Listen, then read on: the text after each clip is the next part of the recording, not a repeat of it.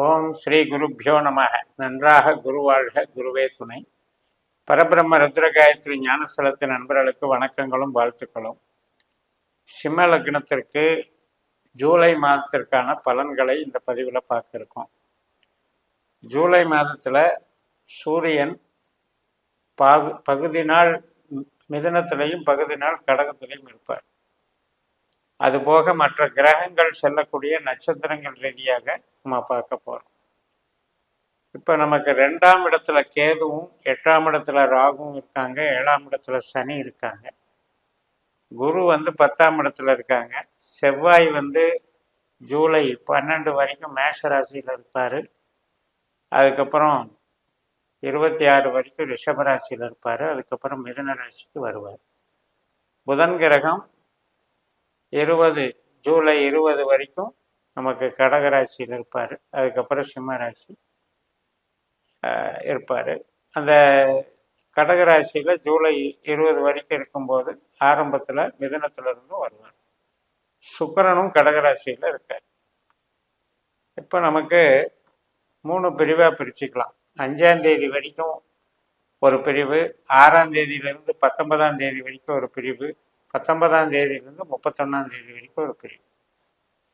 அந்த வகையில் நமக்கு பார்க்கும்போது முதல் பிரிவு ராகுவை போல பலன் கிடைக்கும்.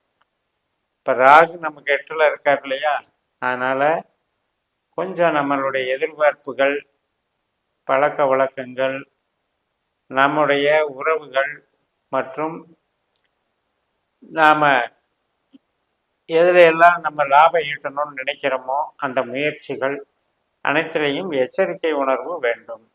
8ஆம் இடம் என்பது ராகு இருக்கிற இடம். திடீர் செலவுகள், திடீர் கஷ்ட நஷ்டங்கள் மற்றும் உடல் உபாதைகள், விபத்து, வம்பு வழக்கு, எதிர்பாராத சில அசம்பாவிதங்களை உருவாக்குபவர். ஆனால் அந்த ராகுவை போல நிறைய கிரகங்கள் இப்போ 11ஆம் இடத்துல ராபஸ்தானத்தில் கிரகங்கள் இருந்தாலும் அது ராகுவை போல் பலன் கொடுக்கும்போது நமக்கு ரிவர்ஸா பலன் நடக்கும். இதைத்தான் நட்சத்திர பலன் அப்படின்னு சொல்றது.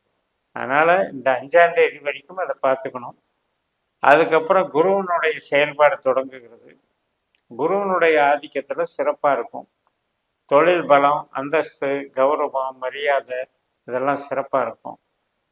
வீடு கட்டுறது, வாகனம் வாங்கிறது, சொந்த பந்தம், சுகபோகங்கள், இப்போ நம்ம கன்ஸ்ட்ரக்ஷன் ஃபீல்டில் இருக்கிறது, ரியல் எஸ்டேட் தொழில் பண்ணுறது, ட்ரேடிங்கில் இருக்கிறது, மேனுஃபேக்சரிங் பண்ணுறது, அனைத்து விதமான அமைப்புகளுக்கும் தொழில் பலத்தை கொடுப்பார். அது மட்டும் இல்லை, நமக்கு எதிர்பார்த்த ஒரு வேலையில் இருக்கோம் அப்படின்னா எதிர்பார்த்த ப்ரொமோஷன், ஒரு அங்கீகாரம், அப்ரிசியேஷன், ஒரு இன்க்ரிமெண்ட்டு, இதுக்கெல்லாம் வாய்ப்புகள் இருக்குது. நமக்கு குரு திசா புத்தி அந்தரம் நடந்தது அப்படின்னா இன்னும் சிறப்பாக இருக்கும். எல்லாமே கோச்சாரம் என்பது நம்ம ஜனனஜாதத்தில் இருக்கக்கூடிய திசா புத்தியை பொறுத்தது. அப்போ இந்த திசா புத்தி எப்படி வேலை செய்யும் அப்படின்னா, நம்ம பிறந்த நேரத்தில் நம்ம லக்ன புள்ளி எது, 12 பாவத்திற்கும் புள்ளிகள் எது அப்படிங்கிற அடிப்படையில் தான் அது வேலை செய்யும். அடுத்தது 19ஆம் தேதியிலிருந்து 31ஆம் தேதி வரைக்கும் சனியினுடைய ஆதிக்கமாக வேலை செய்யும். இந்த காலகட்டத்தில் நமக்கு ஒரு கஸ்டமர் ஓரியன்டேஷன் கிடைக்கும். எதிர்பார்த்த நபர்கள், கணவன் மனைவி உறவு, இந்த விஷயத்தில் நன்மைகள் தான் தரும். தொழில், வேலை, தனலாபம் அனைத்துக்குமே சிறப்பை கொடுக்கும். ஆனாலும் கூட நமக்கு தாமதமாக வேலைகள் நடக்கும். உடனே நம்ம நினைச்ச உடனே அந்த 20 நாளில், அதாவது 11 நாள் தான், 19லேருந்து 31 வரைக்கும் அந்த நாட்களில் கொஞ்சம் தாமதமாக வேலை நடக்கும். பட் இருந்த போதிலும் இது எல்லாமே நமக்கு மன விருப்பத்துக்கும் நம்முடைய முயற்சிக்கும் வெற்றியை தரக்கூடிய வகையில் அமையும். இப்போ ஜென்ரலாக கேது நமக்கு 2ஆம் இடத்துல இருக்காரு, சந்திரனுடைய நட்சத்திரத்தில் இருக்காரு. அதனால் பேச்சு, நம்ம கையிருப்பு, பணம், சேமிப்பு, இது சார்ந்த சில செலவுகள் அங்கே உண்டு. சேமிக்க முடியாமல் எதுக்கோ சேமித்து வச்சுருப்போம், திடீர் செலவு வந்துருச்சு சார் அப்படின்ட்டு பண்ணிட்டு. ஸோ இது மாதிரியான நிகழ்வுகள் கேதுவினால நமக்கு உண்டு. கண்டக சனிங்கிறது 7ஆம் இடத்துல இருக்கிறவர், அவர் குருவை போல செயல்படுறதுனால அவருடைய ஆதிக்கத்தில் நமக்கு தொழிலுக்கு பிரச்சனை இல்லை. கணவன் மனைவி உறவு சார்ந்த விஷயங்கள், சில உறவுகள் சார்ந்த விஷயங்கள்ல விட்டு கொடுத்து போகணும். லாபஸ்தானத்துல கிரகங்கள் எல்லாம் அதுக்கப்புறம் கடகராசியில விரைஸ்தானத்துக்கு வரும் பொழுது புதன் கிரகம் 20ஆம் தேதிக்கு மேல அங்க 12ஆம் இடத்துக்கு வரும் பொழுது சுப செலவுகள் உண்டாகும். அப்ப ஏதாவது திடீர் செலவுகள் அப்படிங்கிறது, இப்ப நம்ம ஒரு தொழிலையே கூட ஒரு புது யோசனைகள் வருது, புது கஸ்டமர் வருது, புது ஆர்டர் வருது அப்படின்னா அதுக்கு தகுந்த முதலீடுகள் அப்படின்னு கூட நம்ம எடுத்துக்கலாம். ஸோ அது மாதிரியான வாய்ப்புகள் இருக்கு. அடுத்த வேலைக்கு போகக்கூடியவங்க வேறொரு வேலைக்கு மாற்றமாகறதுக்கும் வாய்ப்பு இருக்கு. அதே போல சுக்கரனுடைய நிலைமைகள் அப்படின்னு எடுக்கும் பொழுது, சுக்கரனுடைய சஞ்சாரங்கள் அப்படின்னு எடுக்கும் பொழுது நமக்கு அவர் தான் தொழில் கிரகம். அதனால அடுத்த வேலைக்கு உண்டான ஒரு முயற்சிகளுக்கு பாதையை காட்டி கொடுப்பார்.